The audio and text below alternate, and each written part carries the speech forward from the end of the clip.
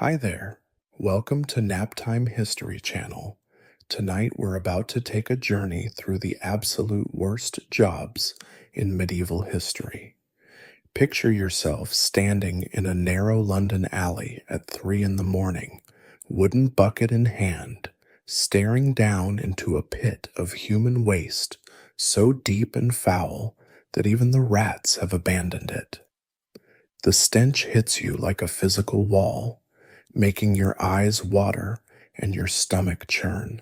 But this is your job, and you probably won't survive past 40 doing it.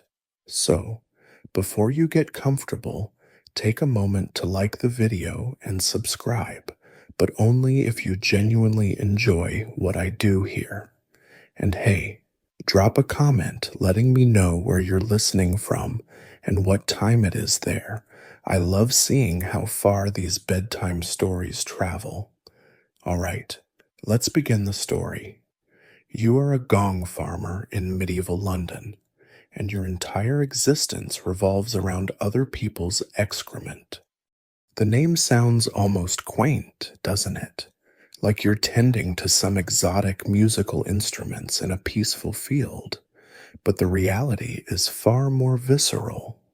You work exclusively at night because the law forbids you from showing your filth-covered face during daylight hours when respectable citizens might see you. Your tools are primitive, a long-handled ladle, wooden buckets, and if you're lucky, a cart pulled by a horse that's seen better days. You descend into the cesspit beneath a wealthy merchant's house, the wooden ladder creaking under your weight. The pit hasn't been emptied in months, and the accumulation is staggering. Medieval London has no sewage system. Every home and business simply dumps waste into these brick-lined pits, and when they fill up, they call for you. The darkness is absolute down here, broken only by the flickering light of your tallow candle, which you pray doesn't ignite the methane gases that sometimes build up in these depths. More than one gong farmer has died in an explosion of human waste. Historians still argue whether these deaths were more common from gas explosions or simply from drowning in the muck. You work with a partner because solo gong farmers have a nasty habit of passing out from the fumes and never climbing back up. Together, you shovel and scoop, filling bucket after bucket that your partner hauls up on a rope. Each bucket weighs about 40 pounds when full, and you'll move hundreds of them before dawn. The waste clings to everything: your clothes, your skin, your hair. No amount of washing will ever completely remove the smell. Your wife makes you sleep in the shed behind your house because she can't stand the stench that follows you like a shadow.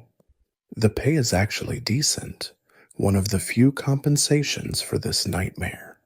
You earn about 6 pence per ton of waste removed, which is more than a skilled craftsman makes. But there's a reason for the high wages. The job kills you slowly. The constant exposure to disease, the toxic gases, the physical toll of hauling tons of waste every night. Most gong farmers are dead by their mid-30s. Your hands are permanently stained brown. Your lungs wheeze from the ammonia, and you've lost count of the infections you've battled from cuts that contacted the waste.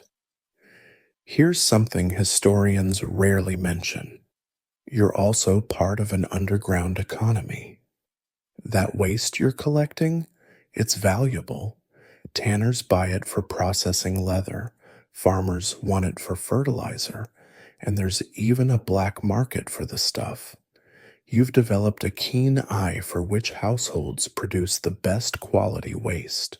The rich folks' diet creates a different product than the poor. It's disgusting to think about, but this knowledge puts extra coins in your pocket. The worst part isn't even the waste itself, it's the isolation. Nobody will drink with you at the tavern. Children run when they see you coming. The church makes you sit in the back corner, far from everyone else. You're essential to the city's functioning, yet you're treated like a walking plague. Some nights, as you're knee deep in filth, you wonder if the money is worth becoming a social pariah, but then you remember your family needs to eat, and you keep shoveling.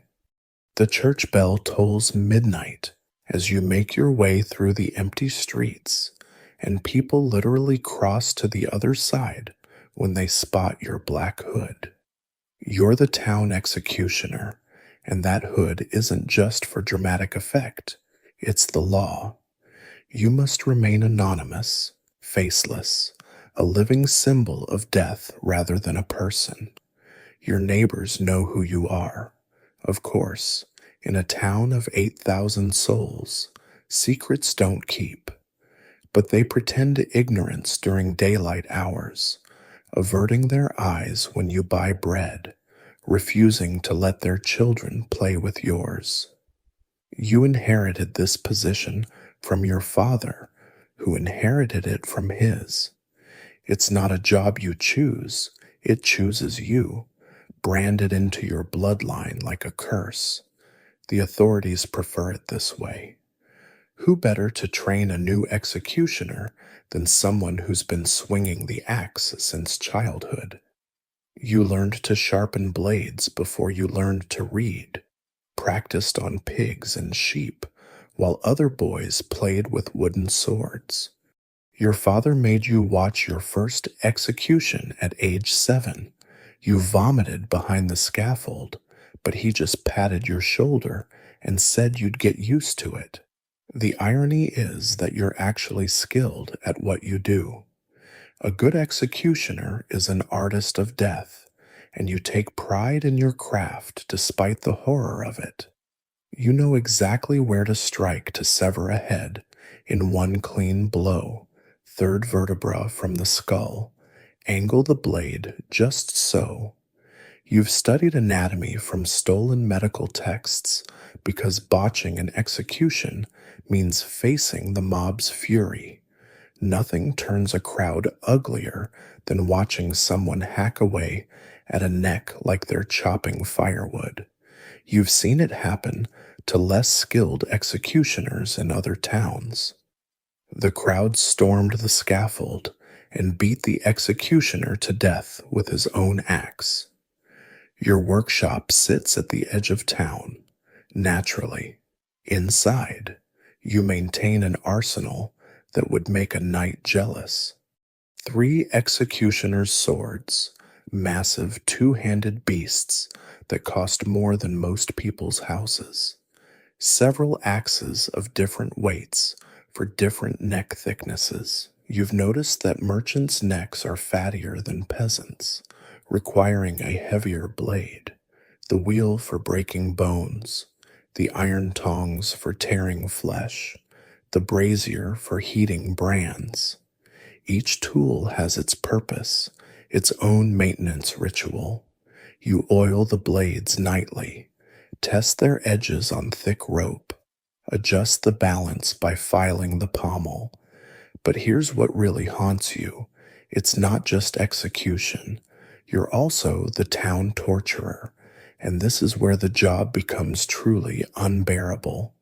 The authorities want confessions, and they don't much care how you get them. You've become an unwilling expert in human suffering, knowing exactly how much pain a person can endure before passing out, which bones to break for maximum agony without causing death. The screams follow you home, echo in your dreams. Your wife hasn't let you touch her in months. She says your hands feel cold, like death itself has seeped into your skin. The pay varies wildly. For a simple hanging, you might get 2 shillings. A beheading pays better, up to 10 shillings if it's a nobleman. But the real money comes from the grotesque side hustles. You sell the executed's clothes, stripped from their bodies while still warm. Their hair goes to wig makers. You drain their blood into vials because people believe it cures epilepsy. Even the rope from a hanging fetches good coin. Slice it into inch-long pieces, and farmers buy them as good luck charms. Historians still argue whether these superstitions had any basis in actual folk medicine or were simply morbid medieval capitalism. You know secrets that could topple kingdoms. In the torture chamber, noble lords have confessed to affairs, embezzlement, murders. Merchants have revealed trade routes worth fortunes. You've heard an innocent people confess to witchcraft just to make the pain stop, but you can never speak of it. The executioner who breaks silence dies on his own scaffold. So you carry these secrets like stones in your stomach, growing heavier with each passing year. Some days, standing on the scaffold with the crowd baying for blood, you catch a glimpse of your son in the audience. He's 12 now, old enough to start learning the trade. You see the fear in his eyes, the same fear you once felt, and you want to tell him to run, leave town, change his name, become a farmer or sailor or anything but this. But you know he won't. The executioner's curse passes from father to son, unbroken as the chains in your dungeon. Tonight, you'll sharpen the blades together, and you'll pretend your hands aren't shaking as you teach him where to strike. You wake before dawn and wade into the marsh, the cold water seeping through the holes in your boots, and already you can feel them stirring. The leeches sense your body heat, your blood pulsing just beneath the skin, and they begin their slow migration toward your legs. This is your life as a leech collector, standing thigh-deep in stagnant water while nature's vampires feast on your flesh. You've been doing this for 6 years now, ever since the previous collector died of blood loss, though the physician who hired you swears it was marsh fever.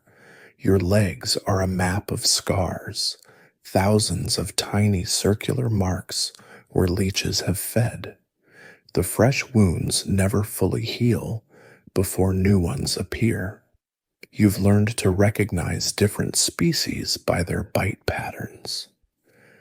The horse leech leaves a Y-shaped mark, the medicinal leech a perfect Mercedes symbol, though you wouldn't know what that is. You just know that physicians pay 3 times more for medicinal leeches, so you've trained yourself to attract them specifically by rubbing fish oil on your calves. The process is maddeningly simple and horrifically effective. You stand perfectly still in the murky water, sometimes for hours, while leeches attach themselves to your exposed skin, 20, 30, 40 at a time, their bodies swelling with your blood until they look like glistening black sausages. You've developed a technique, flexing your muscles rhythmically to increase blood flow, humming softly because you swear the vibrations attract them faster. Other collectors think you're mad, but your harvest rates are undeniable. You can't remove them too early, or they're worthless to physicians. A properly fed leech can survive months without another meal, making them perfect for medical storage. So you wait, feeling dizzy as they drain you, until each leech has consumed about half an ounce of your blood. Then comes the delicate part, removing them without killing them. Salt would work fastest, but it damages their medicinal properties. Instead, you've perfected the fingernail technique, sliding the edge under their sucker until they release with a soft pop. Into the clay jars they go, sorted by size and species. You'll collect about 200 on a good day, which means you've lost nearly a pint and a half of blood. The physicians claim leeches can cure everything from headaches to hemorrhoids, and demand is insatiable. King Henry's court physician alone orders 5,000 leeches monthly. You sometimes wonder what ailment requires that much bloodletting, but asking questions isn't part of your job description. The real killer isn't blood loss, it's infection. Leech bites don't clot properly thanks to the anticoagulant in their saliva, a substance historians still argue whether medieval physicians understood or simply observed its effects.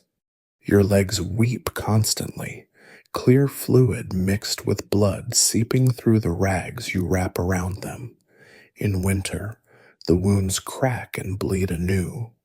You've tried every folk remedy, honey, wine, even prayer, but nothing stops the steady seepage. Your wife has become an expert at brewing blood-building tonics, nettle soup, liver and onions, dark bread soaked in wine. She forces you to eat even when you're too exhausted to chew. She's pregnant with your third child, and you both know you need to train an apprentice soon. The previous collector lasted 8 years before his heart gave out. You're at 6 and already feel the weakness creeping in. Your skin has taken on a grayish pallor that no amount of sunlight can cure. But here's the morbid irony. You're healthier than most people in town, at least when it comes to certain ailments. Regular bloodletting, even by leech, actually helps with high blood pressure, though medieval medicine has no concept of this. You've never suffered from the apoplexy that strikes down wealthy merchants. Your joints don't swell like the baker's. It's as if the leeches take more than blood. They take the bad humors too, just like the physicians claim. The worst days are when you must collect from the deeper pools where the giant horse leeches lurk. These monsters can drain a full pint in minutes, their bites so deep they sometimes hit veins. You've passed out twice in the water, saved only by the rope tied around your waist that your son holds from shore. He's 9 now, already learning to sort leeches by species, though you've forbidden him from entering the water. Not yet. Let him keep his blood a little longer. Tonight, you count your earnings, 6 pence per 100 leeches, a decent wage for standing still while creatures drink your life away. You've saved enough to buy a small plot of dry land, maybe raise chickens instead of bloodsuckers. But you know you won't. The marsh calls you back each dawn, and the leeches are always hungry. Besides, someone has to feed the endless appetite of medieval medicine, one drop of blood at a time. The stench hits you before sunrise, a wall of ammonia so thick it feels like drowning in acid air. You're already retching as you approach the tanning yard, though after 15 years, you'd think your stomach would have learned to behave. It hasn't. Neither has your skin, which peels off in sheets despite the pig fat you slather on nightly. Welcome to life as a medieval tanner, where you literally sacrifice your body to turn dead animals into leather. You strip down to your braise. Clothing is too precious to waste on work that will destroy fabric in days. The first vat awaits, filled with a cocktail of stale urine that's been fermenting for weeks. The city's piss collectors delivered fresh barrels yesterday, and you paid them a farthing per gallon. It's human urine you need.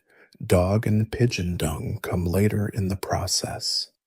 You've become a connoisseur of waste products, able to tell by smell alone whether urine is strong enough for the job. The best comes from wine drinkers. Their piss has the perfect alkaline balance. Into the vat you climb, waist deep in the fermenting brew, and begin the dance. You stomp on the hides like you're crushing grapes, except instead of wine, you're making leather. The urine strips away hair and flesh, softening the hide for the next stage. Your feet have long since lost all feeling. The chemicals ate through the nerve endings years ago. Your toenails fell off during your second year. They never grew back. The skin on your legs looks like tree bark, cracked and darkened to an unnatural gray-brown that no amount of scrubbing can remove. The hides have been soaking for 3 weeks, and they're ready for scraping. You haul them out. Each waterlogged skin weighs nearly 50 pounds, and drape them over the wooden beam. Now comes 4 hours of back-breaking work, scraping away putrefied flesh with a blunt knife. Chunks of rotting meat fall at your feet, immediately attracting clouds of flies so thick you work with your mouth closed. You've learned to breathe through a piece of cloth soaked in mint oil, though it barely helps. Here's what the guild masters don't tell apprentices. Tanning isn't just about making leather. It's about timing, chemistry, and knowing exactly when to move hides between solutions. Too long in the lime vats and the leather becomes brittle. Too short in the brain solution. Yes, you mash animal brains and rub them into the hide, and it won't be supple enough. Historians still argue whether medieval tanners understood the science behind their craft or simply followed recipes passed down through generations like toxic family heirlooms. Your children aren't allowed to visit the tannery, not because you're ashamed. Well, not only because you're ashamed, but because the chemicals are slowly killing you and you won't let them anywhere near this poison. Your oldest son wants to be a blacksmith. You've already paid his apprentice fee, using money saved by eating scraps even dogs won't touch. Anything to keep him from following your rotting footsteps. The next stage requires the dung pits. Pigeon droppings mixed with dog feces, fermented into a paste that would make a gong farmer gag. You knead this into the hides with your bare hands, working it deep into the fibers. The mixture contains enzymes that soften the leather, making it pliable enough for fine work. Your hands are a horror show, cracked, bleeding, with fingernails that grow in strange ridges when they grow at all. You can't feel temperature anymore, hot or cold. It's all the same to your destroyed nerve endings. But the money is decent, and leather is always in demand. Nobles need it for armor, merchants for pouches, everyone for shoes. You're essential to society, even if society holds its nose when you pass. The law forces all tanneries to locate downstream and downwind from towns. You understand why. Even you can barely stand yourself. Your wife hasn't shared your bed in 5 years, sleeping instead in the loft with the children. You don't blame her. How can you, when your very touch leaves brown stains on everything? The final insult comes at the market. You're not allowed to handle money directly. Customers drop coins into a bowl of vinegar, believing it cleanses the taint of your profession. You're forbidden from entering the church during Mass. The priest hears your confession through a screen, and even then, he burns incense throughout. You've been told your soul is as stained as your skin, that God Himself turns away from the stench of your sins. You want to scream that your only sin is trying to feed your family, but you just nod and accept the penance. 20 more hides wait in the lime pits. Tomorrow you'll climb back into the urine vats, back into the slow rot that's consuming you from the outside in. You'll do it because someone has to, because leather is civilization, because your children need food. But tonight, standing in the stream, trying to wash away the day's poisons, you wonder if there's enough water in all the world to make you clean again. The answer, you know, is no. The death cart's wheels creak through the mud as you drag it down another plague-ravaged street, and you count the bodies piled on doorsteps like cordwood. 17 on this street alone, and it's not even noon. You've been a plague barrier for 3 months now. Took the job when the regular gravediggers fled the city or died themselves. The pay is extraordinary, a full shilling per body, because nobody else will do it. At this rate, you'll earn more in a week than most craftsmen see in a year. If you live that long, you wear a leather mask stuffed with herbs, rosemary, lavender, crushed garlic, though you know it's mostly theater.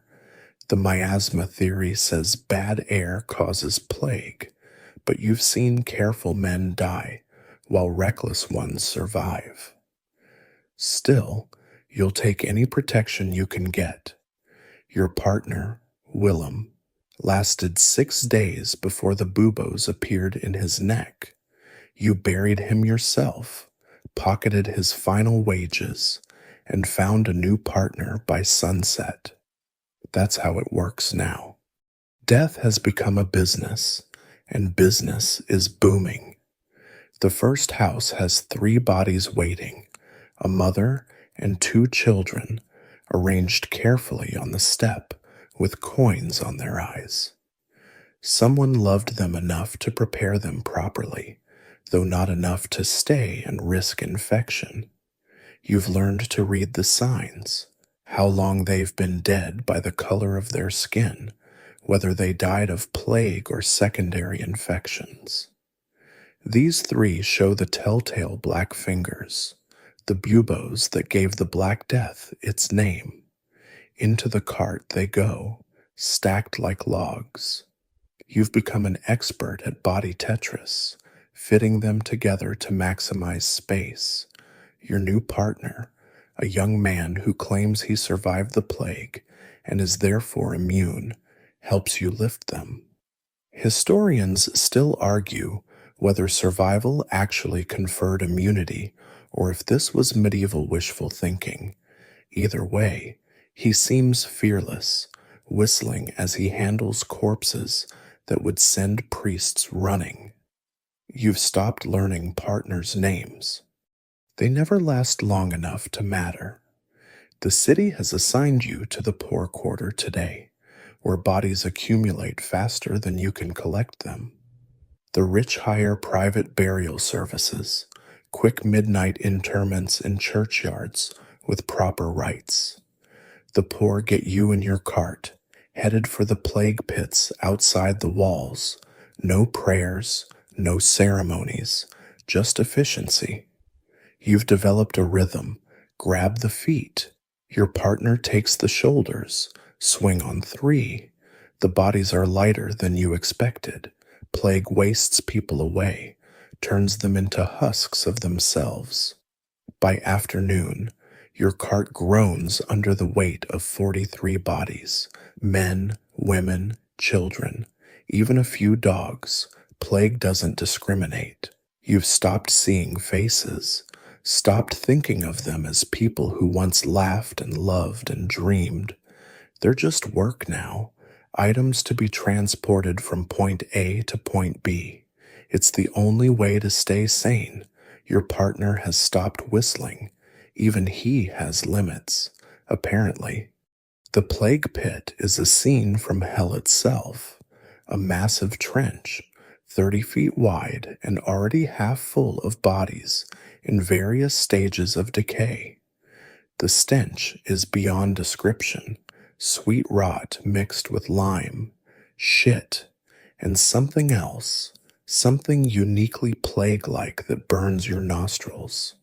You and your partner tip the cart, watching bodies tumble into the mass grave like an avalanche of human remains.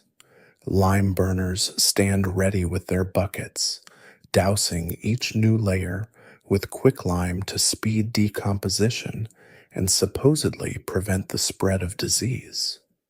Here's what nobody tells you about mass graves. They make sounds.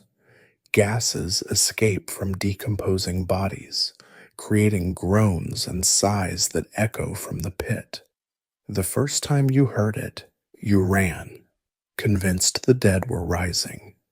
Now you know it's just chemistry, though that doesn't make it less horrifying. Sometimes the lime causes reactions that make bodies twitch and move. You've seen hardened soldiers faint at the sight. The worst part isn't the bodies or the smell, or even the constant fear of infection. It's the children who follow your cart, orphaned and starving, begging for food or coin or just human acknowledgement. You can't help them. Touching anyone risks spreading plague. So you throw bread from a distance and try not to see the desperation in their eyes. Half of them will be in your cart within a week. You've buried entire families, entire streets, entire neighborhoods. Your wife begs you to quit, to take the money you've earned and flee to the countryside. But you've seen the plague spread there too, following trade routes and refugees. Besides, someone has to bury the dead. If not you, then who? The city would drown in corpses. Disease would spread even faster, and civilization itself would collapse. You're not a hero. You're just a man with a strong stomach and a desperate need for coin. But tonight, as you wash the day's death from your hands, you allow yourself a moment of pride. You're holding the line against chaos, one body at a time. The horse collapsed at dawn, its eyes rolling white as foam bubbled from its mouth, and already the villagers are gathering with their accusations. You recognize the signs. Another animal poisoned by neighbors who blame you for their misfortunes. As the town knacker, you're everyone's scapegoat, the person they curse when crops fail or children fall ill. After all, who else traffics in death and decay? Who else profits from suffering? You've heard it all before, absorbed their hatred like your leather apron absorbs blood. You approach the dying animal with your killing knife, a curved blade you've honed to surgical sharpness. The horse's owner stands back, won't even look at you. Yesterday, he was friendly enough when negotiating your fee, threepence for the carcass, plus whatever you can salvage. Now he mutters about evil eyes and crossed fingers behind your back. You've learned to ignore it. The knife finds the artery in one practiced motion, and the horse's suffering ends. That's more mercy than most knackers would show, but you remember when this mare was young, carrying laughing children at harvest festivals. Your workshop sits a full mile outside town walls, by law, not choice. The authorities claim it's about the smell, but you know better. It's about fear. People need someone to blame for life's cruelties, and who better than the man who dismembers their beloved animals? Your isolation is complete.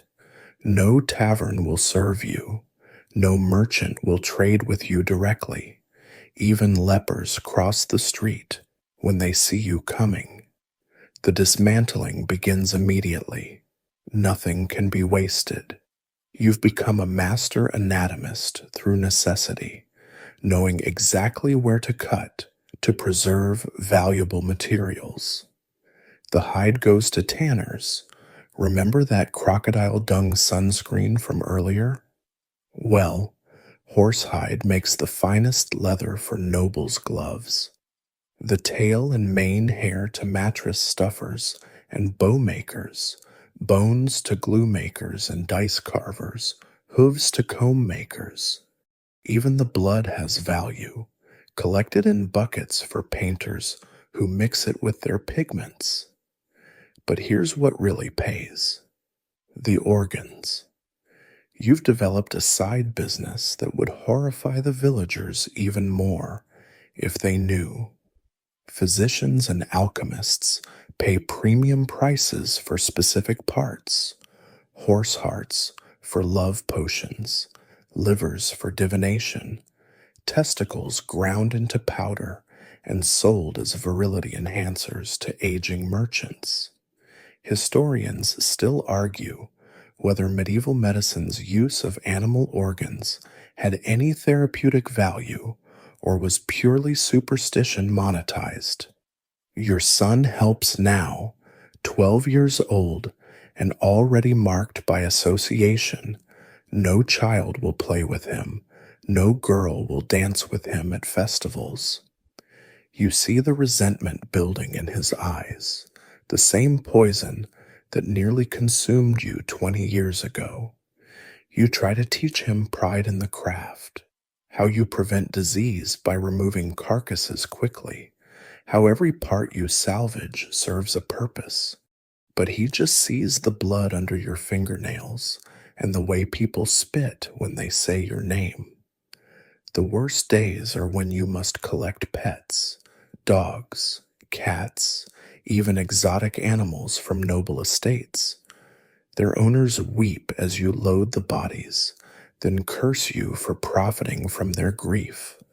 As if you enjoy this, as if you chose to be society's designated monster, you've been accused of poisoning animals to increase business. Twice. Mobs have burned your workshop. Once. They nearly hanged you before the magistrate intervened, not from mercy, but because nobody else would do your job. You work alone mostly, talking to the carcasses as you dismantle them. It's madness, probably, but the dead don't judge. You tell the horse about your daughter's fever, how the apothecary won't sell you medicine. You explain to a diseased cow why its owner blamed you for the outbreak, even though you warned him about overcrowding. The dead keep your secrets better than the living ever could. Some nights, you dream of burning it all. The workshop, the tools, the cursed trade that's made you rich but robbed you of humanity. You've saved enough coin to buy passage to France. Start fresh where nobody knows your name. But then morning comes with another dead animal on your doorstep, this time with a note calling you demon spawn, and you sharpen your knives again. Someone has to do this work. Someone has to stand between civilization and the carrion that would otherwise rot in the streets. Your wife left 3 winters ago, took your daughter, and fled to her sister's town. You don't blame her.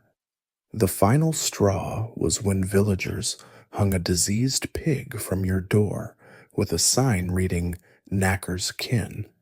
She couldn't watch your son grow up in that shadow. You send money when you can, though you doubt it reaches them. Postal carriers have peculiar ways of losing Knacker's correspondence.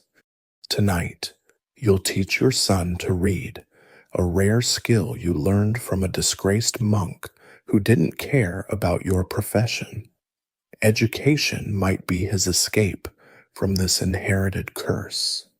Or maybe he'll use it to keep better records, charge fairer prices, bring dignity to a trade that civilization needs but refuses to respect. Either way, he'll have choices you never did. That's the best legacy a knacker can leave, the possibility of being something else. Your feet plunge into the vat of week-old urine, and the familiar burn shoots up your legs as you begin the endless dance. 14 hours you'll stomp today, just like yesterday, just like tomorrow, trampling wool cloth and human waste until it's properly fulled. The ammonia fumes make your eyes stream tears that dried up years ago, your tear ducts scarred from constant chemical exposure. This is your life as a fuller, and yes, it's exactly as glamorous as standing in piss all day sounds. The cloth beneath your feet started as raw wool from the Lord's sheep, but it needs your punishment to become useful. You stomp with a rhythm learned from your mother, who learned from her mother, back through generations of fullers, who all died young with rotted feet and burned lungs. The urine breaks down the lanolin, tightens the weave, turns loose fabric into something worth wearing. Your legs move automatically now.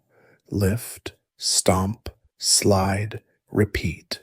You could do this in your sleep, and sometimes you wonder if you are sleeping, if your whole life is just one long nightmare of piss and pain.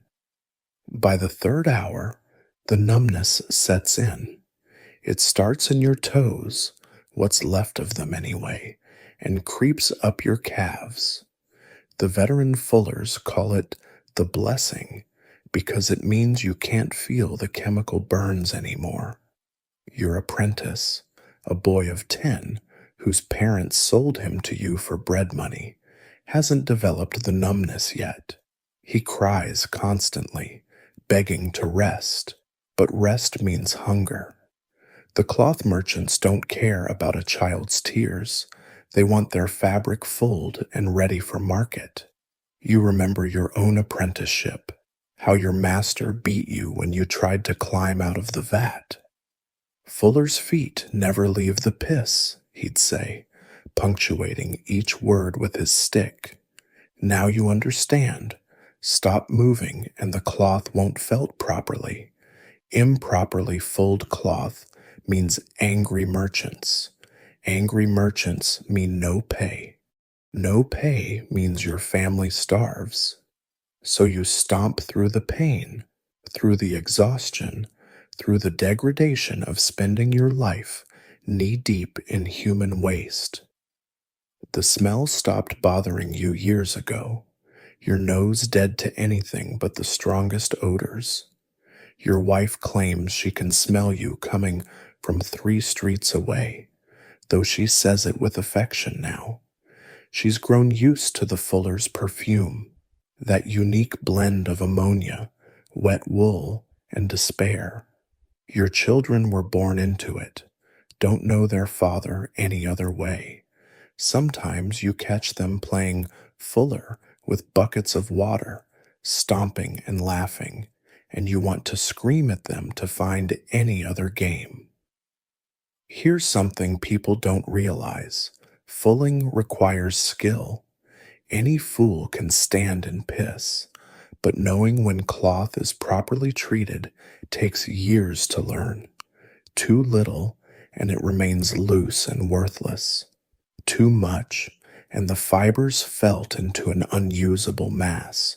You test with your ruined feet, feeling for the exact moment when the weave tightens just right.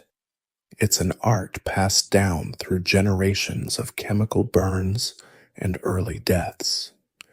Historians still argue whether medieval fullers understood the chemistry behind their craft or simply followed traditions born from centuries of trial and error.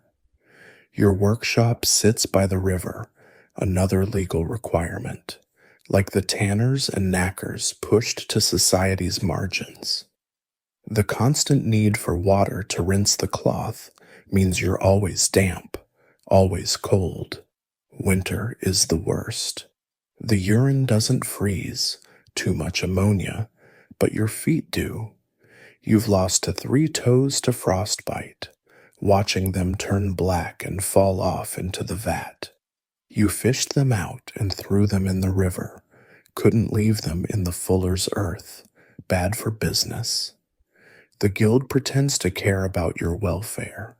They mandate rest periods that nobody takes, safety equipment that doesn't exist, fair wages that never materialize. What they really care about is production. England's wool trade depends on fullers like you, invisible cogs in the great machine of medieval commerce. Those fine cloaks the nobles wear, you made them possible. Those merchants getting rich on cloth exports, built on your burning feet. Your apprentice has stopped crying now, found his rhythm. You watch him stomp with the mechanical precision of broken spirit, and you hate yourself for what you've done to him. But what choice did you have? Someone needs to learn the trade. Your own sons refused, ran away to become soldiers, sailors, anything but fullers. You don't blame them. You'd run too if you could still feel your feet. The sun sets, but the work continues. Night fulling pays double, and you need every penny. Your lungs wheeze like broken bellows, a lifetime of ammonia fumes eating away your insides. The guild physician says you have maybe 5 years left, 10 if you're lucky. You're 32 years old. Your father died at 35, grandfather at 33. Fullers don't grow old, they just dissolve, piece by piece, into the vats they tend. The terrier launches itself into the darkness of the cellar, and you hear the high-pitched shriek that means it's found another nest. You follow with your torch and catching stick, a long pole with a noose at the end that saved your fingers more times than you can count. The rats scatter in every direction, their eyes glowing red in the firelight, and you smile grimly. This is what you do. You're a rat catcher in medieval London, and business has never been better, especially now that everyone whispers about plague ships in the harbor. Your team consists of 3 terriers and a ferret named Lucifer, who's meaner than any demon. The dogs are worth more than everything else you own combined. You've trained them since they were pups, feeding them rat meat mixed with blood to give them the taste. They kill with efficiency that would make an executioner jealous, one quick shake to snap the spine. The brown terrier, Pestilence, has killed over 1,000 rats this year alone. You keep count by collecting tails, which you string up outside your lodgings like grotesque garlands. You didn't choose this profession so much as it chose you.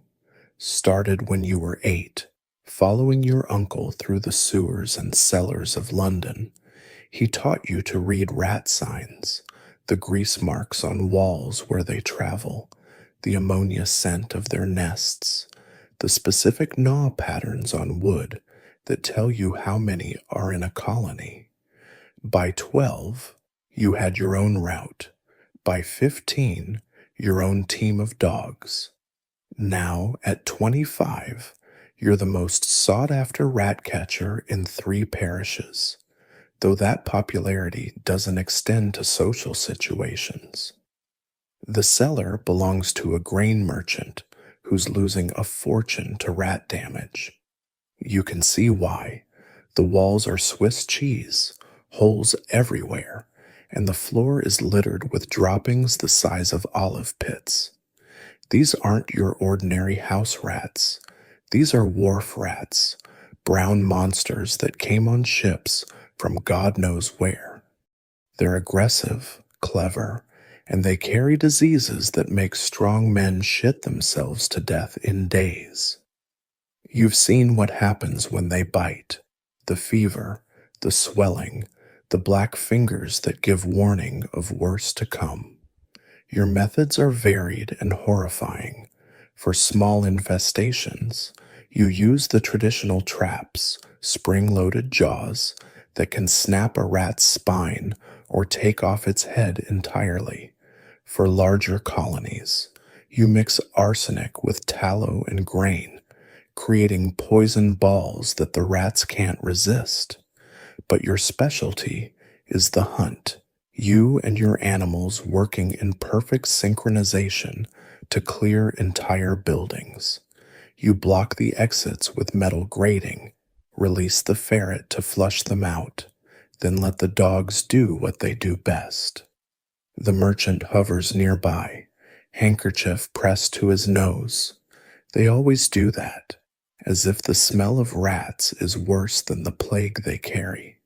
You want to tell him that rats smell like success to you. Each dead rodent means money in your pocket. The going rate is a penny per rat, but you charge triple for wharf rats.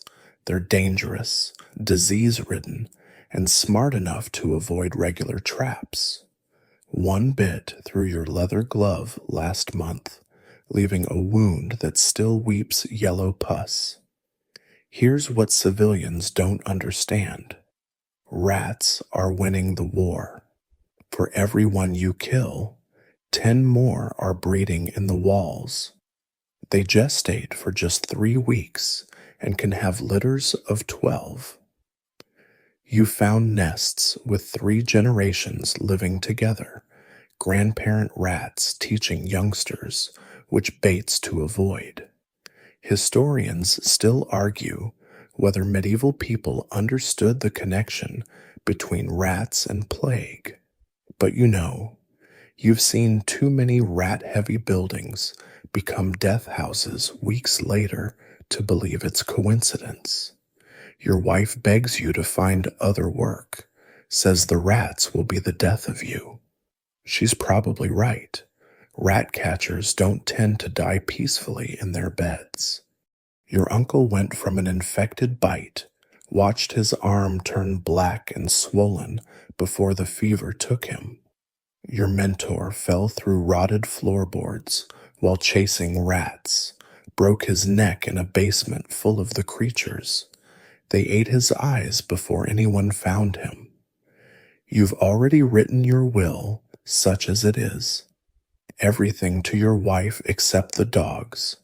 Those go to your apprentice, a girl who disguises herself as a boy because women aren't supposed to do this work. The ferret emerges from a hole, muzzle bloody, and chatters at you, the signal that the nest is found. You send in Pestilence first, then the other 2 terriers. The sounds from inside the wall are like a battlefield in miniature, squeaking, snarling, the scratch of claws on stone. Dozens of rats pour out of hidden exits you hadn't seen, right into your nets.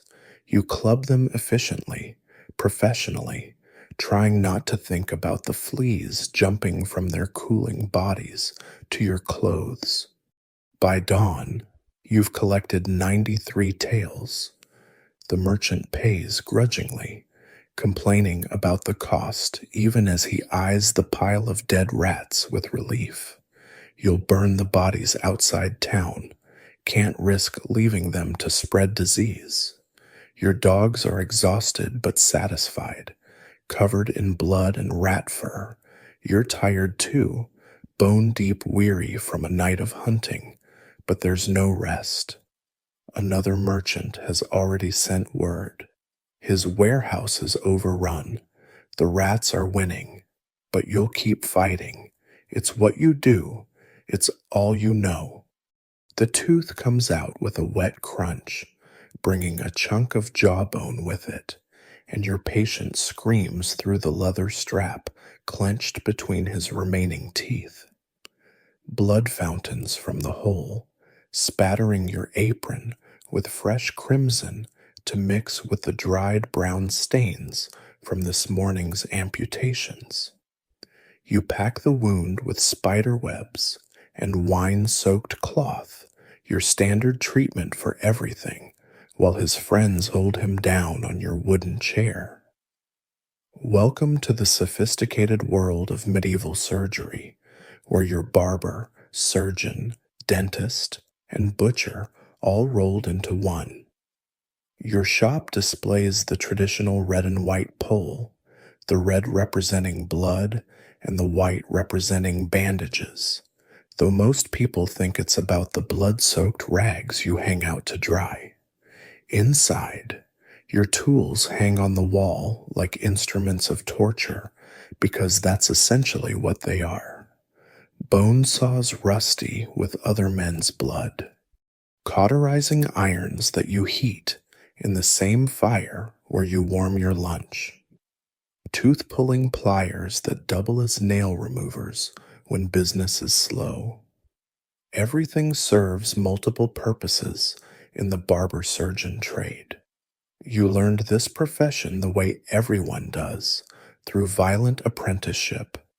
Your master was a drunk who taught by demonstration, usually on you. That scar running down your forearm, that's where he showed you how to lance a boil, except he was teaching about depth control and went too deep. The missing tip of your left pinky, a lesson in why you never let patients grab your knife hand. You learned to stitch wounds by practicing on pig carcasses, then on yourself when you invariably slipped with the blade. Today's schedule is typical: 3 tooth extractions, 2 bleedings, 1 amputation, and if you're lucky, just a few shaves and haircuts to cleanse your palate. The amputation is the real moneymaker. A merchant's son got his hand crushed by a cartwheel, and the wound's gone bad. You can smell it from across the room, that sweet, rotten stench of gangrene. The family physician already tried his remedies: prayer, mercury rubs, even crushed emeralds mixed with holy water. Now they're desperate enough to call you. You prepare your tools with the same cloth you use to wipe the tooth puller. Cleanliness is not a concept that exists in your world. You've heard Eastern physicians talk about washing instruments, but that sounds like witchcraft. Everyone knows disease comes from bad humors and miasmic air, not from invisible demons on your tools. Still, you do run the bone saw through flame, not for hygiene, but because hot metal cuts easier through flesh. The boy is 15, trying to be brave while his mother weeps in the corner. You give him your special pre-surgery treatment, a massive dose of poppy wine mixed with hemlock.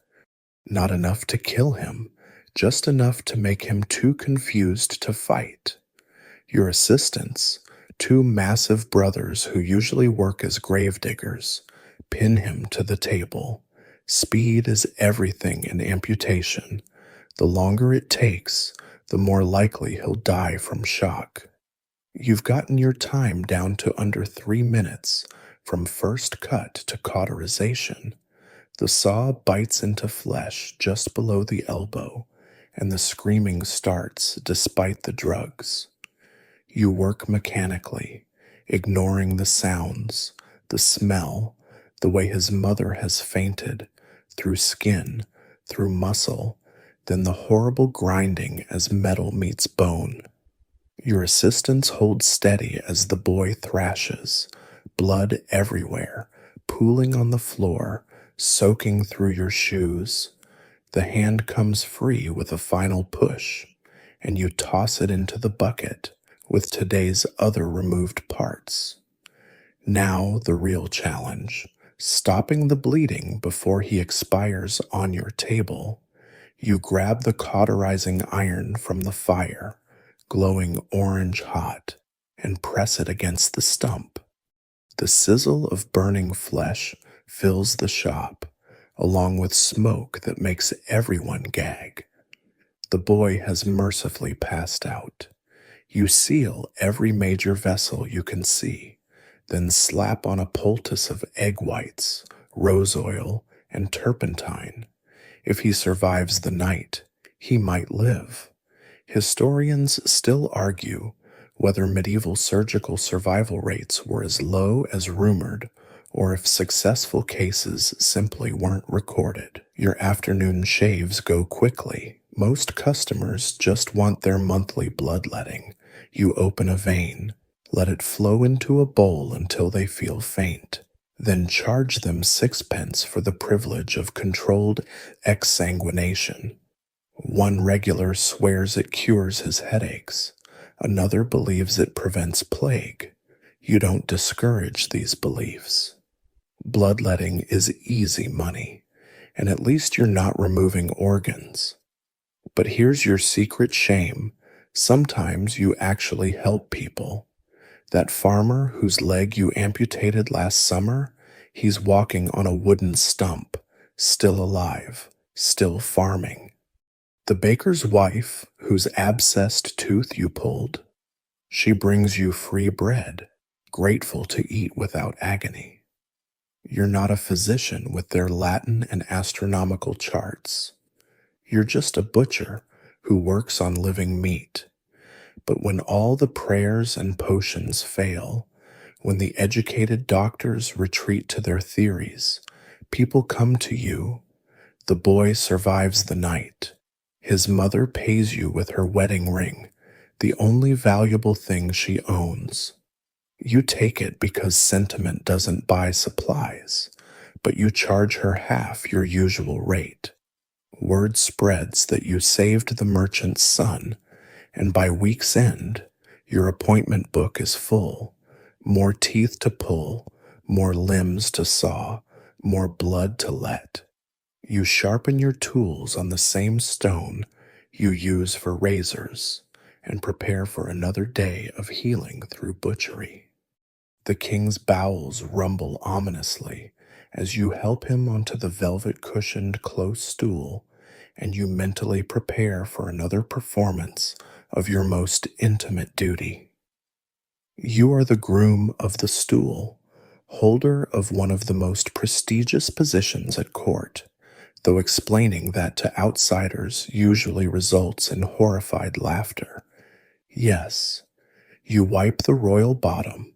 Yes, you examine the royal excrement for signs of illness. And yes, you're one of the most powerful men in England because of it. Your morning begins before dawn, checking the king's chamber pot from the night. The color, consistency, and smell tell you everything about his health and mood. Too loose means the cook used too much butter again. Too firm suggests he needs more wine at dinner. You've become an expert in royal digestion, able to predict his temperament based on his bowel movements. Dark and foul smelling means he'll be irritable in council. Light and easy means he might grant those pardons you've been suggesting. The position comes with apartments directly adjacent to the king's private chambers, closer than even the queen sleeps. You're the first person he sees each morning and the last each night. During his most vulnerable moments, literally pulled it with his hose down, he talks about the burden of crown, about which courtiers he trusts, about wars he's planning. You know more state secrets than the chief minister because nobody guards their tongue while defecating. Your official duties extend far beyond the privy. You manage the king's private purse, controlling access to thousands of pounds. Nobles who sneer at your toilet duties suddenly become obsequious when they need royal funds. You oversee his wardrobe, selecting which doublets make him look most regal despite his expanding waistline. You even share his bed during travels, not for any salacious reason, but because someone needs to be there if royal bowels demand midnight attention. Today brings a delicate situation. The king has been constipated for 3 days, growing more temperamental with each failed attempt. You've tried everything: prunes soaked in wine, mercury suppositories, even a mild poison that usually loosens the most stubborn bowels. Nothing works. The court physicians hover outside, offering useless advice about planetary alignments affecting his humors. You know better. He's been eating too much venison and not enough vegetables. But try telling a king to eat his greens. The real power of your position becomes clear during these struggling sessions. As Henry strains and curses, you casually mention that Lord Suffolk seems loyal despite those rumors of French correspondence. By the time the king finally achieves success, you discreetly burning aromatic herbs to mask the smell, Suffolk's position is secure. You've saved more careers from the privy than most advisors save from the council chamber. Your tools of trade are surprisingly elaborate. The royal close stool itself is a masterwork of carpentry, with carved arms and a padded seat with a strategic hole. You maintain a collection of soft linen cloths, each used only once before burning, various ceramic pots for collection and examination, even a special knife for cutting suppositories to the perfect size. Everything must be perfect because you're not just managing bodily functions, you're maintaining the dignity of divine kingship. Here's what historians still argue about: whether your position was humiliating or brilliant. Critics focus on the obvious unpleasantness of handling royal waste, but they miss the bigger picture. You control access to the king during his most human moments. When he's sitting there, crown metaphorically and literally off, he's just a man with digestion problems. And you're the trusted friend who makes it bearable. That intimacy translates to real power. Your wife holds her own miniature court among the ladies, her status elevated by your proximity to power. Your sons will inherit positions at court, maybe not as intimate as yours, but certainly lucrative. You've already accumulated enough wealth to buy 3 manors, all from being willing to do what squeamish nobles won't. You've turned shit into gold, literally managing the king's private financial affairs alongside his private bodily affairs. The evening ritual is more relaxed. Wine has done its work, and the king is philosophical as you assist him. He muses about mortality, about legacy, about whether his son will be a good king. You make appropriate noises of agreement while checking for blood or other signs of illness. Tomorrow the French ambassador arrives, and Henry wants to intimidate him. You suggest eating beans tonight. Nothing says power like making diplomats wait while the king attends to pressing matters. Your apprentice watches from the corner, learning the delicate art of royal bathroom attendance. He's your nephew because this position stays in families. Who else would trust their most embarrassing moments to strangers? He'll take over when you retire, continuing the dynasty of those who know kingship from its most humble angle. But that's years away. For now, you remain the power behind the throne, or rather, the power behind the close stool. You've built an empire on excrement, and you're not ready to flush it away. The corpse lies cooling on the wooden table, and you prepare for your strangest meal yet, bread soaked in ale, placed on the dead man's chest to absorb his sins like some theological sponge. You are a sin eater, hired by desperate families to consume the spiritual crimes of their deceased loved ones, ensuring their passage to heaven while damning yourself with every bite. The bread tastes of death and guilt, but the tuppence they'll pay keeps your own family from starving, even if it costs you your soul. You weren't born to this profession. Nobody is. You fell into it after your mill burned down, leaving you with nothing but debt and hungry children. The village sin eater found you begging by the church and offered to teach you the trade. It's honest work, he said, though the priest spat when he passed. Someone has to carry the weight of others' sins. He died 3 months later, and you inherited his roots along with his damnation. The ritual never varies. The family sends word, usually through a child because adults won't speak to you directly. You arrive after dark, hooded and silent, carrying your wooden bowl and pewter cup. They've prepared the body, laying out the bread and ale on the chest, sometimes adding salt for purification. You speak the words, not quite prayer, not quite incantation, then eat while the family watches from the corners, afraid to come too close to the man who swallows damnation. This particular corpse belonged to a merchant who died suddenly, without last rites. His widow weeps in the corner, terrified he's bound for hell unless you intervene. The bread is stale, the ale sour, but you force it down. With each bite, you imagine his sins transferring to you, the adultery everyone whispered about, the weights he tampered with at market, the servant girl he beat until she miscarried, heavy sins for heavy bread.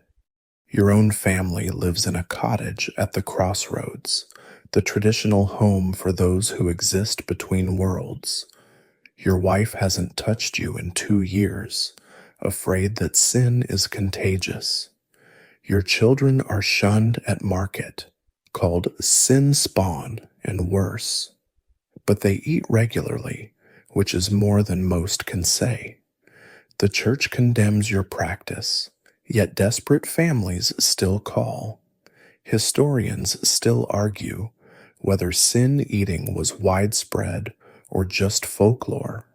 But you know the truth. It thrives wherever fear of damnation meets grinding poverty. Some nights bring multiple calls. During plague years, you gorge yourself on the sins of entire households. Each ritual adds weight to your soul, or so you imagine. You've consumed the sins of murderers, thieves, adulterers, blasphemers. The bread that always tastes different depending on the sin. Murder is metallic, like blood. Greed tastes of copper coins. Lust has a sweet, cloying flavor that makes you gag. Or maybe it's all in your mind, the weight of carrying hundreds of souls worth of damnation. The worst was the child last winter, 8 years old, died of fever, but her parents insisted on the ritual. What sins could a child have? You ate the bread anyway, tasting innocence corrupted by the simple fact of your consumption. The parents paid triple, guilt money, but you drank yourself unconscious that night, trying to forget the taste of unnecessary absolution. You've developed a theology of sorts, though no priest would approve. You believe you're performing a service even God might recognize, taking on the burden others can't bear, like Christ carrying the cross, except you carry spiritual weight that accumulates with each corpse. Sometimes you wonder what happens when you die. Who will eat your sins?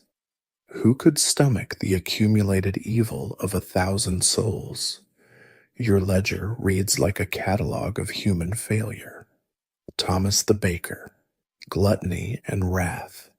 Mary Carpenter, bearing false witness. John Smith, theft and envy. Each name a meal, each meal a damnation. You remember them all, feeling their sins writhe in your belly like living things. On bad nights, you swear you can hear them whispering, telling you secrets they never confessed in life. The merchant's ritual concludes, and his widow presses coins into your palm without meeting your eyes. You'll use them to buy bread.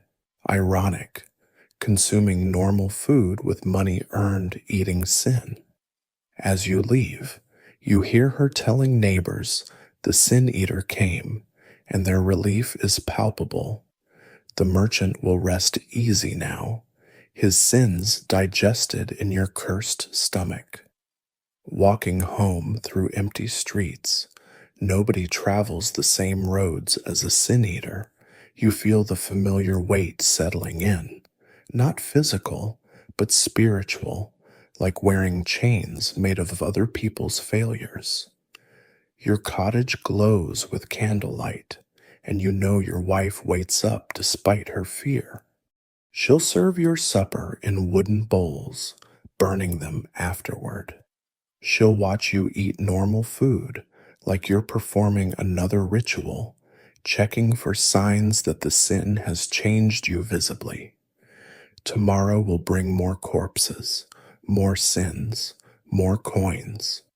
You'll continue until your body fails, stuffed with the spiritual crimes of your community. And when you finally die, bloated with damnation, perhaps another desperate soul will take up the profession. The cycle continues, as it must. Someone has to eat the sins. Someone has to carry the weight. Tonight, that someone is you, and the bread tastes like judgment. The switch cuts across your shoulders for the third time this morning, and you bite down on your leather strap to keep from crying out as Prince Edward struggles with his Latin conjugations again. You are 11 years old and professionally beaten for a living, the official whipping boy to the heir of England's throne. Every mistake the prince makes, every lazy moment or flash of temper, is written in welts across your skin because royal blood is too precious to spill, even for discipline. Your day begins before dawn, dressing in the special shirt that opens at the back for easy access to unmarked skin. The fabric is finest linen, nothing but the best for the boy who bleeds, so the prince doesn't have to. You break your fast with the prince, sitting at the same table but worlds apart. He gets honeyed porridge and fresh bread. You get the same, but it tastes like ashes because you know what comes after breakfast. Lessons. The royal tutor, Master Cromwell, is a sadist who's perfected the art of transference punishment. He never looks at the prince when delivering beatings, only at you, watching your face for signs of weakness. The theory is simple. The prince, seeing his companions suffer for his failures, will be motivated to improve. In practice, it's created a complex dynamic between you and Edward that outsiders could never understand. Sometimes Edward fails on purpose just to watch you beaten. You can see it in his eyes, that flash of curiosity about power, about what it means to cause pain without consequence. Other days, he studies frantically, tears streaming as he watches you prepare for punishment he's trying to prevent. These are the days you almost love him, this golden boy who holds your suffering in his careless hands. Your back is a map of the prince's education, the long diagonal scars from when he refused to practice penmanship for a week, the cluster of round burns from his failed astronomy examination.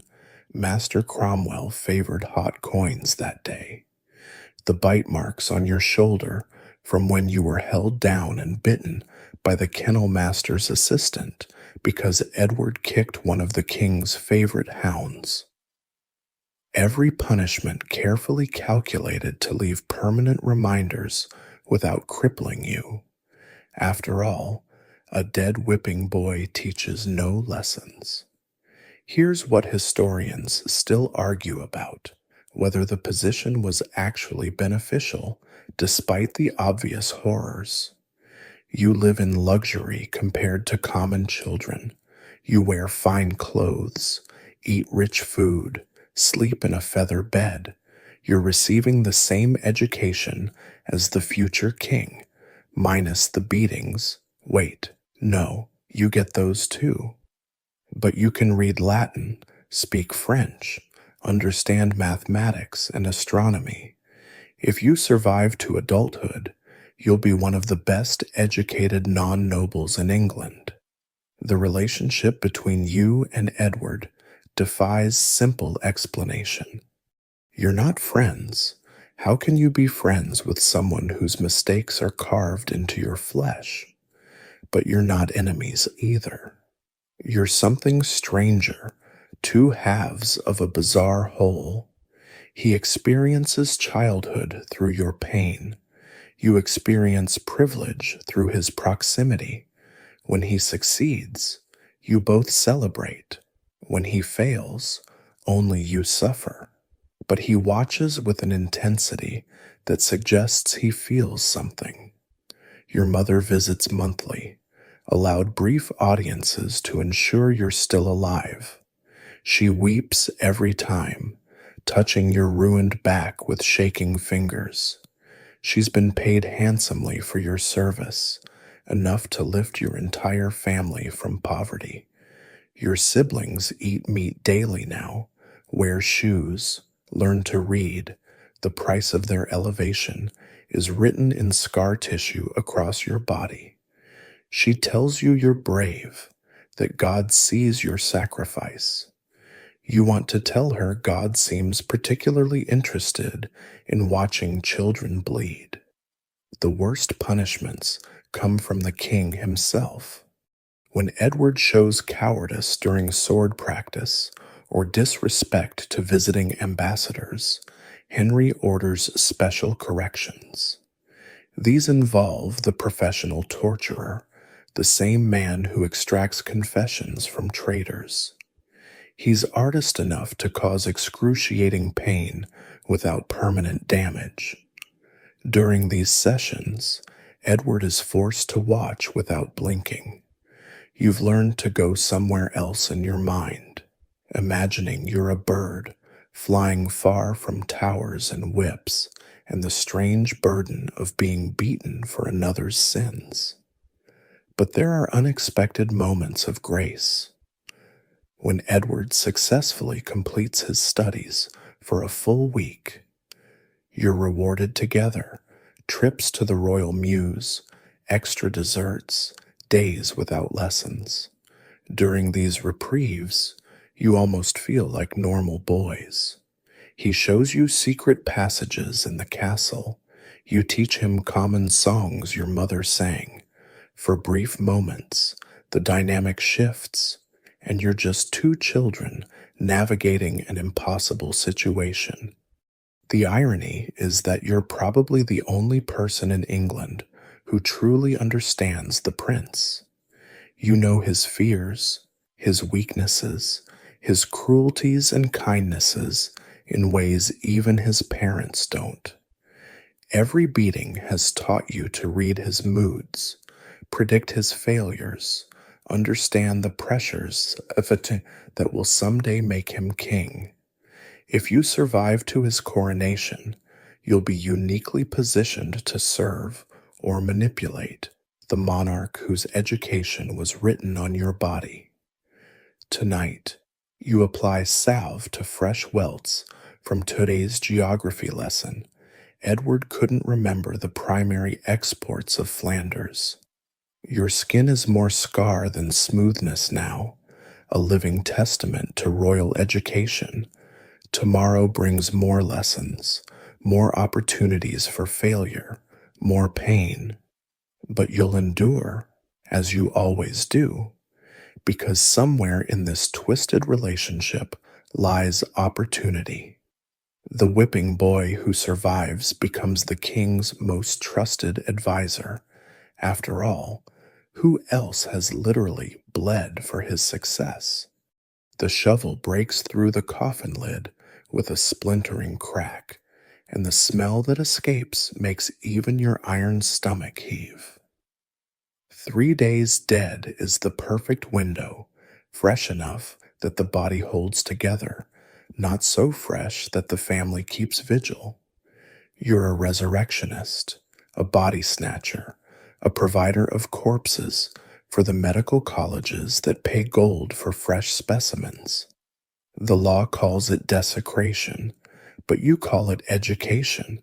Someone has to supply the anatomists, and the dead don't file complaints. Your partner tonight is Black Tom, named for his ability to work in absolute darkness.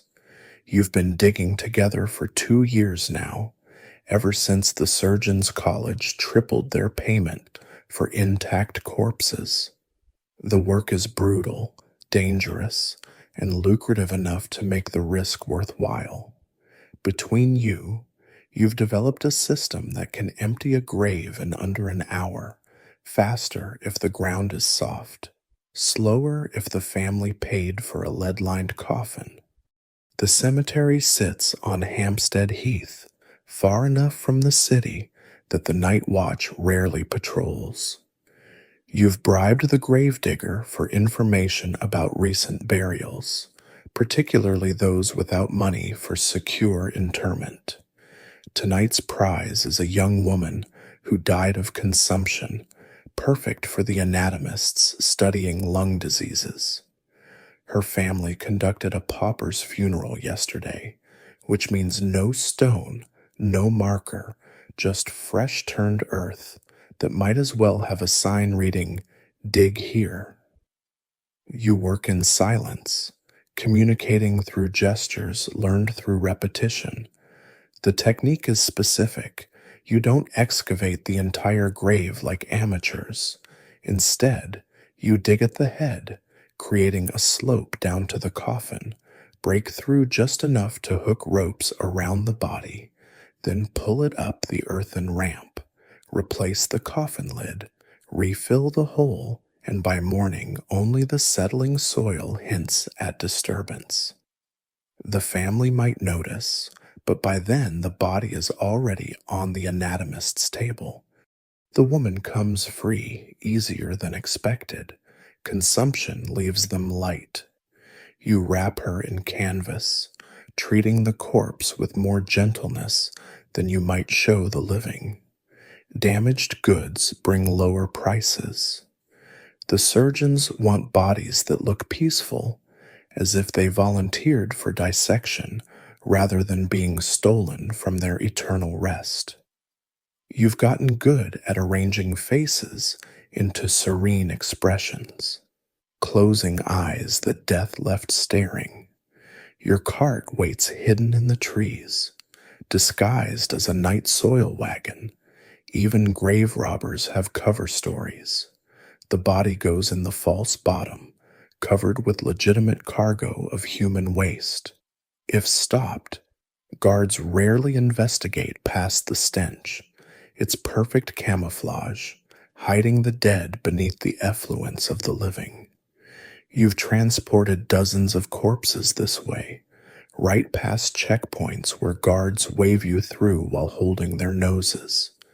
The moral arguments stopped bothering you years ago. The surgeons need bodies to learn their craft. Without dissection, they're just barber surgeons hacking blindly at living patients. You've seen the anatomical drawings they produce, mapping the human body's secrets. Those discoveries save lives, advance medicine, push back the darkness of ignorance. If that requires stealing from graves, so be it. The dead feel no pain, and knowledge has its price. But the living, they're the real danger. Families post guards over fresh graves.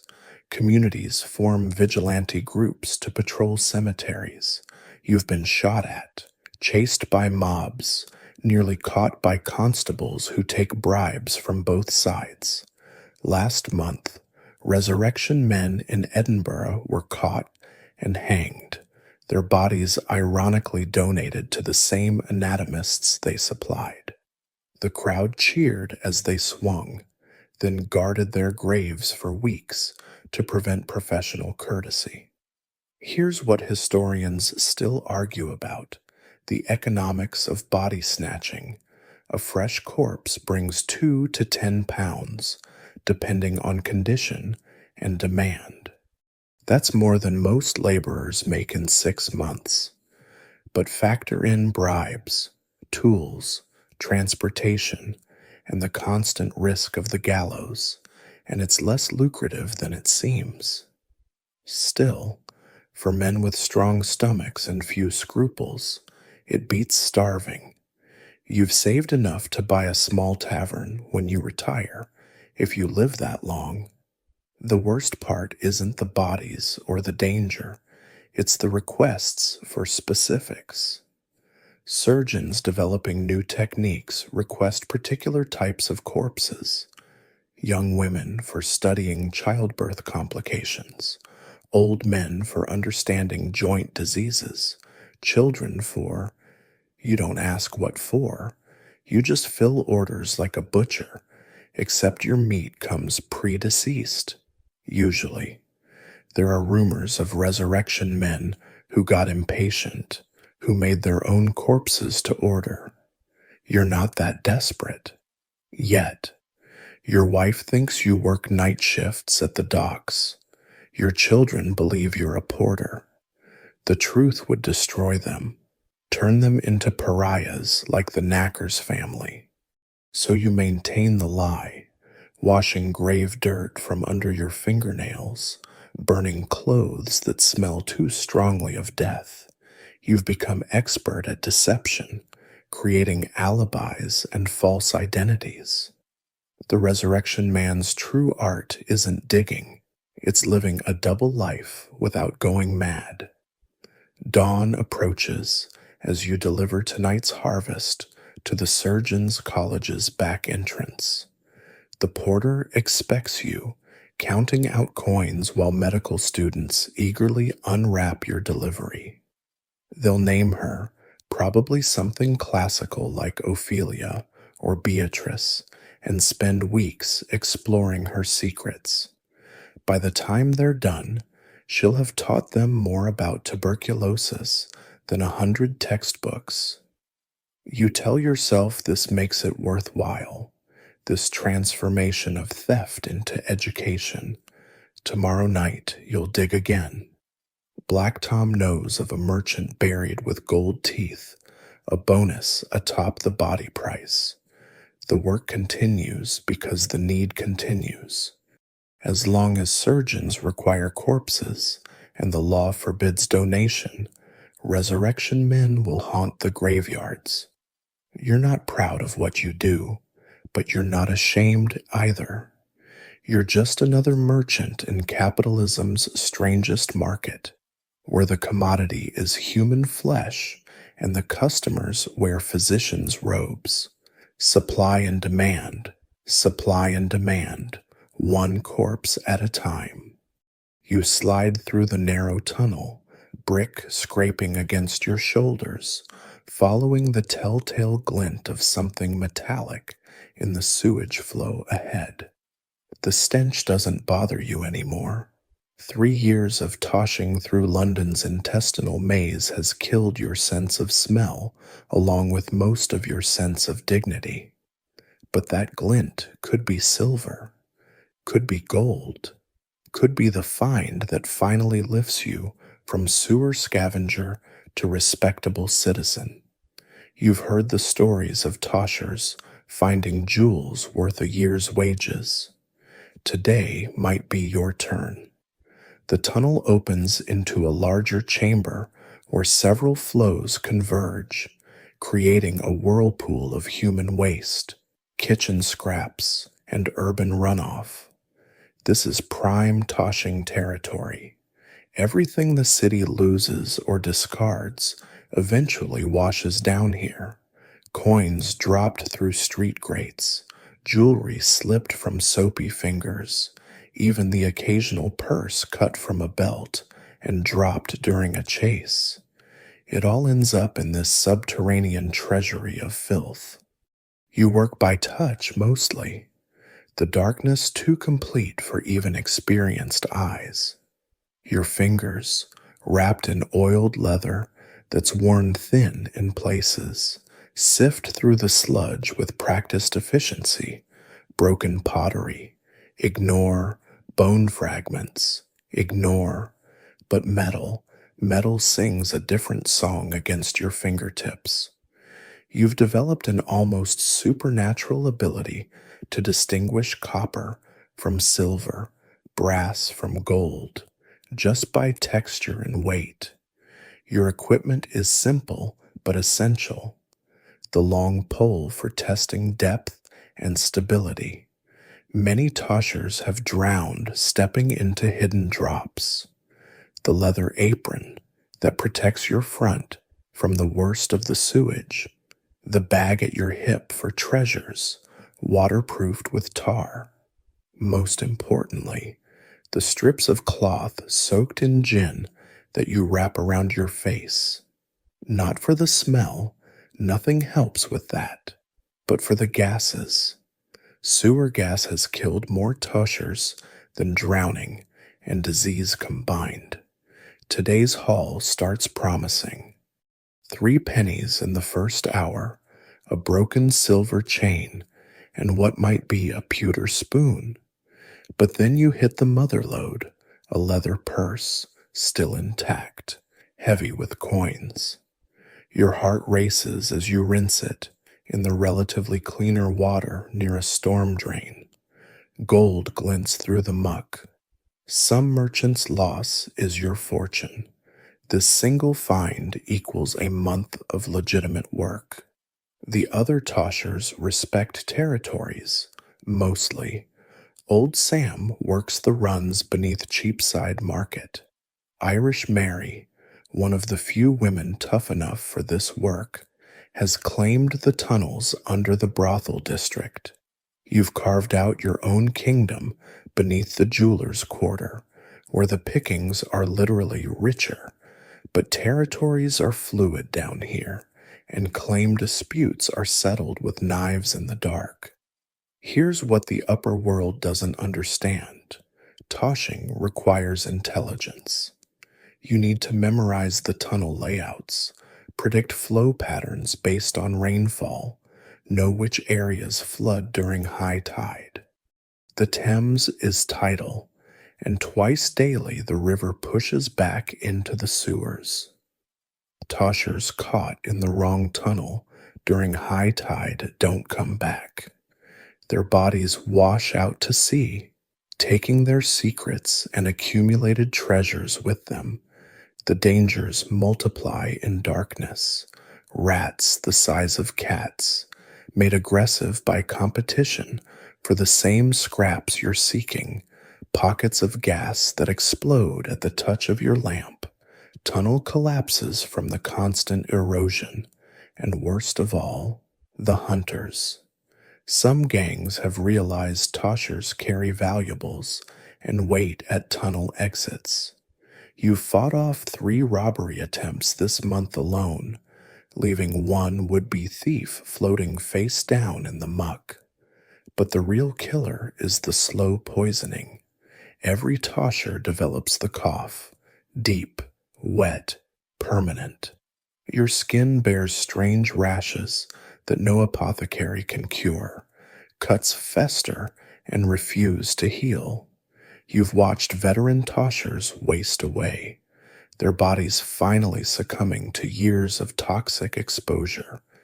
Historians still argue whether toshing was actually profitable given the death rate. But down here in the dark, counting your coins, the math seems simple enough. You've tried teaching your son the trade, but your wife threatens murder if she catches him near the sewer grates. She wants him in proper apprenticeship, learning a trade that doesn't involve wading through shit for pennies. You understand her fear, but you also know the reality. No guild will take a tosher's son. The stain of your profession follows your family, like the smell follows you. The tunnels start to echo differently, a hollow sound that means tide change approaches. Time to leave.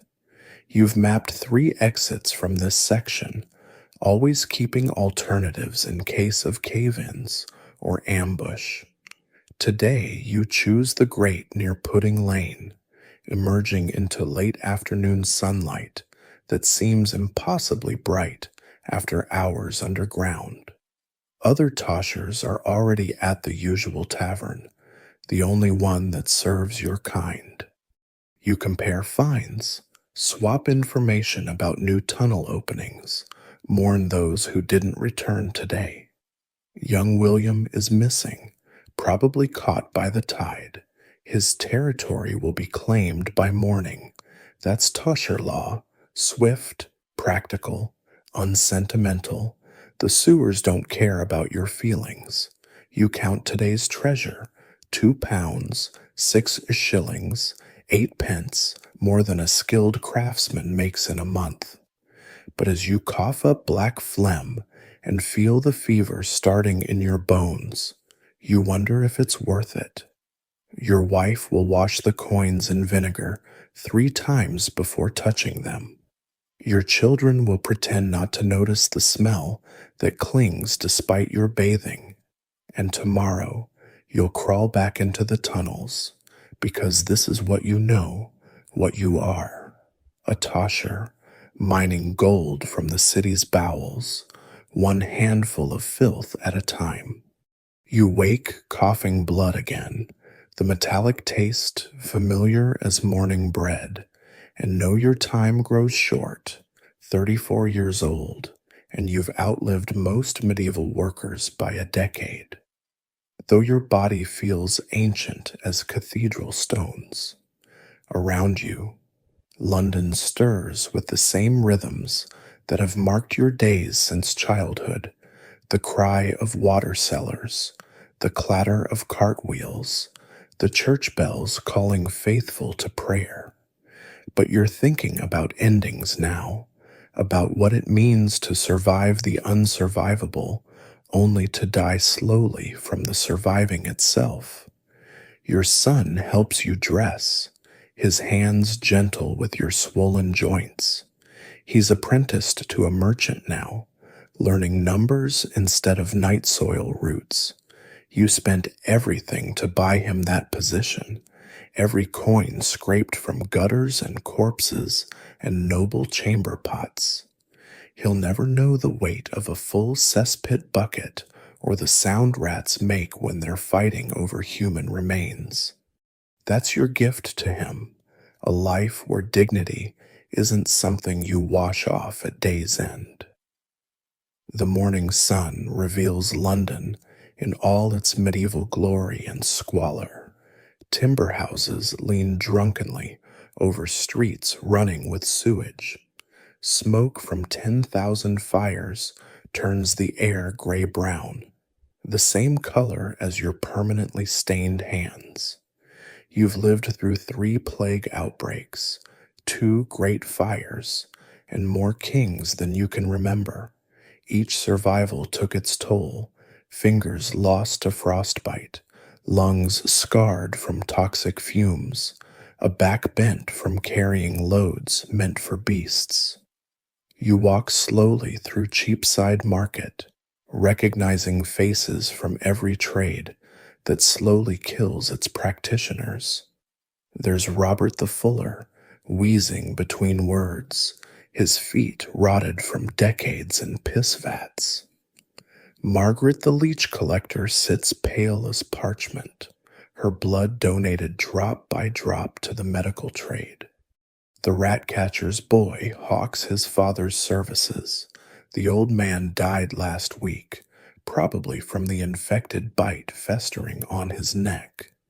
Your reflection in a puddle stops you cold. When did you become this specter? Hair white as ash, skin like leather left in the rain, eyes clouded with cataracts from years of ammonia exposure. You remember being young, strong, believing you'd be different from the broken men you saw shuffling through their final years. But the trades take their due. Whether you're eating sins or birthing kings' stools, the body keeps score. Here's what historians still argue about: whether medieval workers understood their trades were killing them. You want to laugh at their ignorance. Of course you knew. Every wheezing breath reminded you. Every festering sore screamed the truth. But what choice was there?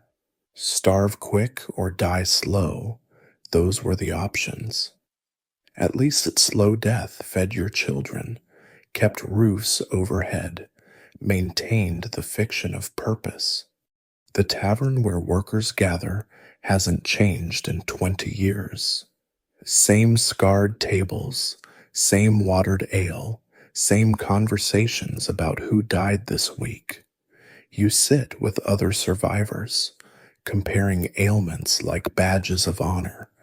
The tanner shows off new holes in his flesh where chemicals ate through. The barber surgeon's hands shake too badly to hold a blade anymore.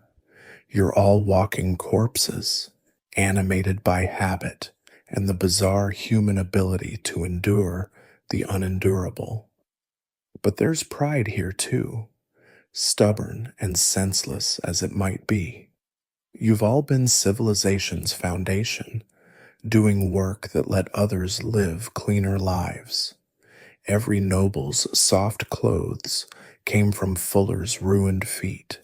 Every medical advance rode on resurrection men's midnight labors. Every royal decision happened while some poor sod waited with rags to wipe the royal arse. You were necessary, essential, irreplaceable, and utterly disposable. Your wife tends you with the patience of someone who's watched slow death before. Her father was a tanner, her first husband a gong farmer. She knows the stages, the cough that won't quit, the wounds that won't heal, the fever that comes and goes until finally it just comes. She's already planning your burial, negotiating with the gravedigger for a plot shallow enough that resurrection men won't bother. Even in death, your profession determines your rest. The young workers avoid you, seeing their future in your ruined frame. You understand.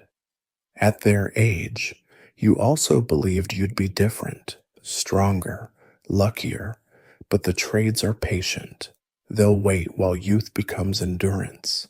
Endurance becomes stubbornness. Stubbornness becomes desperation.